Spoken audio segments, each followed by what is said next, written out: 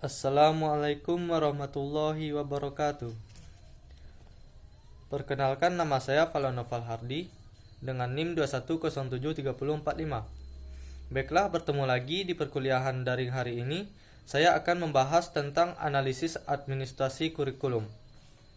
Administrasi kurikulum adalah seluruh proses kegiatan yang direncanakan dan diusahakan secara sengaja dan bersungguh-sungguh, serta pembinaan secara kontinu terhadap situasi belajar dalam belajar mengajar secara efektif dan efisien demi membantu tercapainya tujuan pendidikan yang telah ditetapkan. Kalau dari pengertiannya, sebenarnya sangat mendukung bahwa tujuan pendidikan itu bisa dicapai. Kenapa segala sesuatu telah didesain dan itu rencana yang telah dibuat.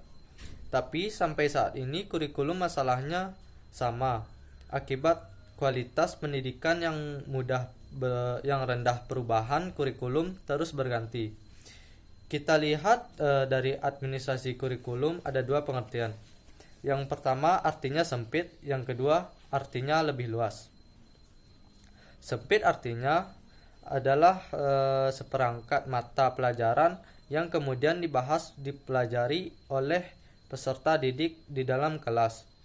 Tapi lebih dari itu, namanya kurikulum adalah sejumlah pengalaman belajar yang dimiliki pendidik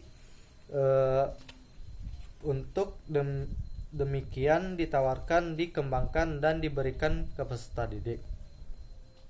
Ada 4 proses administrasi kurikulum. Yang pertama, perencanaan kurikulum. Perencanaan kurikulum adalah perencanaan kesempatan belajar yang dimaksud untuk membina siswa atau peserta didik ke arah perubahan perilaku yang diinginkan dan menilai mana perubahan yang terjadi pada diri peserta didik. Tujuan perencanaan dengan dikembangkan dalam bentuk kerangka teori dan penelitian terhadap kekuatan sosial pengembangan kebutuhan gaya belajar siswa. Yang kedua, pelaksanaan kurikulum adalah usaha pelaksanaan kurikulum di sekolah direalisasi dalam proses belajar mengajar sesuai dengan prinsip-prinsip tuntutan kurikulum yang telah dikembangkan kurikulum dari suatu jenjang pendidikan. Yang ketiga yaitu pengawasan. Pengawasan adalah mempertahankan dan menjaga dengan baik. Fungsinya pengawasan adalah mempertebal rasa dan tanggung jawab pejabat yang diserahi tugas dan wewenang dalam pelaksanaan pekerjaan dan untuk mencegah terjadinya penyimpangan, kelalaian, dan kelemahan agar tidak terjadi kerugian yang tidak diinginkan. Yang keempat yaitu evaluasi.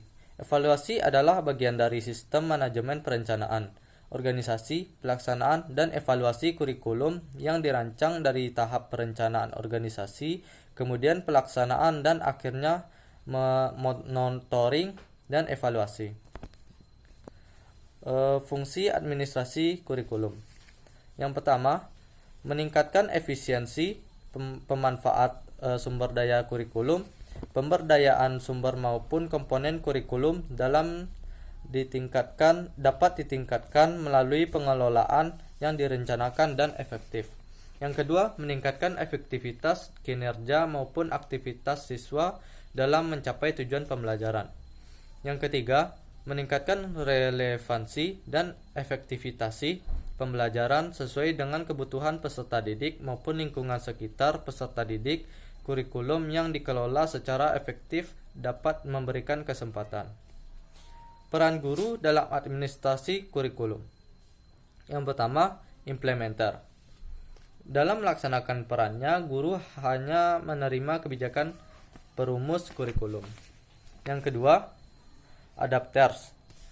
Guru berperan lebih dari sebagai pelaksanaan kurikulum, tetapi juga sebagai penyelaras kurikulum dengan kebutuhan siswa dan kebutuhan daerah. Yang ketiga, developer.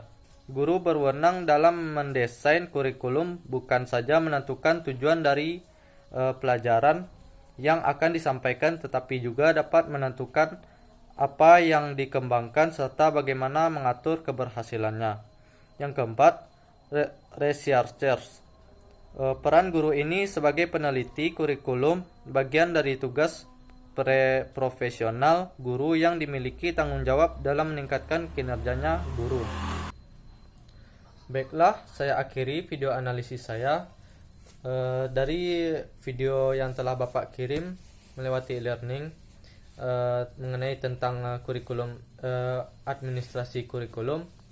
Bila ada salah kata, saya mohon maaf. Saya sudahi. Billahi taufik wal hidayah.